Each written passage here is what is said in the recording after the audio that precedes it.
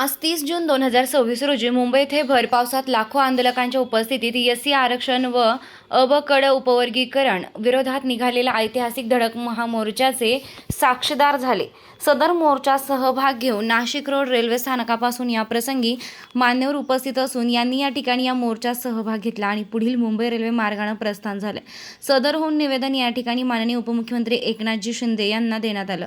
या प्रसंगी ज्येष्ठ नेते माजी समाज कल्याण मंत्री घोलप तसेच माजी समाज कल्याण मंत्री बडोले साहेब, त्याचबरोबर रिपब्लिकन सेनेचे राष्ट्रीय अध्यक्ष आनंदाचे आंबेडकर तसेच भारतीय बौद्ध महासभेचे अध्यक्ष भीमराव आंबेडकर, आमदार बाबूराव माने तसेच संजय खामकर, ॲडव्होकेट माननीय सुरेश माने, माननीय जोगेंद्र कवाडे अनेक कार्यकर्ते या ठिकाणी सहभागी झाले होते. मोठ्या प्रमाणात या ठिकाणी या उपस्थित मोर्चाचे आयोजन करण्यात आले होते.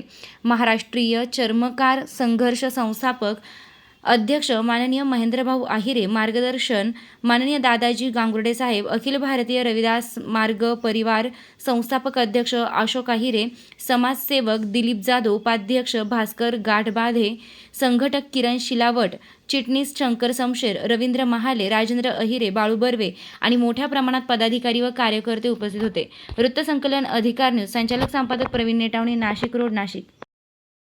मराठवाडी जिल्हाध्यक्ष सुशांत मोरे आमच्या सोबत गांगुर्डे साहेब आणि अन्य सर्व पदाधिकारी. जय भीम, जय संविधान.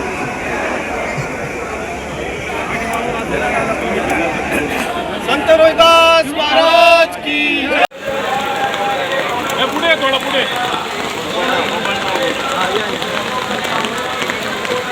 भगवानराव घोलप साहेब हे नाशिक जिल्ह्यामधून आलेले. ज्या उपवर्गीकरणाला आमचा विरोध आहे त्याकरता आमच्या या धरणे आंदोलनामध्ये या मोर्चामध्ये नाशिकमधून चर्मकार समाज असतील आणि आंबेडकर सर्वचे इतर नेते असतील या ठिकाणी उपस्थित राहिले आणि या सर्व पदाधिकारी महाराजांचं संजयभाऊ साबळे असतील, सर्व कार्यकर्ते असतील, त्यांच्या टीमचे आहिरे साहेब असतील, सर्वांच्या मनापासून धन्यवाद आणि या सर्वांना क्रांतिकारी जय भीम.